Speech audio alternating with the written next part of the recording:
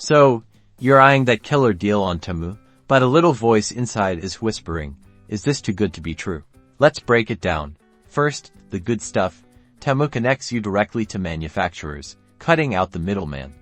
That's why the prices are so low.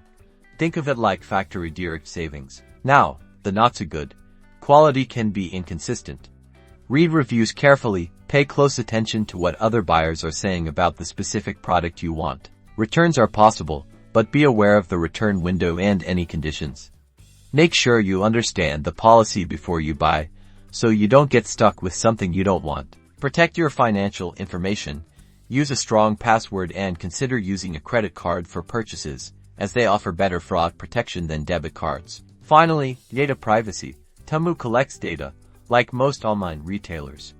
Be mindful of the permissions you grant the app and consider your own comfort level with their privacy policy. Do your research. Ultimately, buying from Temu is a gamble. Weigh the risks and rewards. If the price seems too good to be true, it probably is. But with a little research and caution, you can potentially snag some great deals.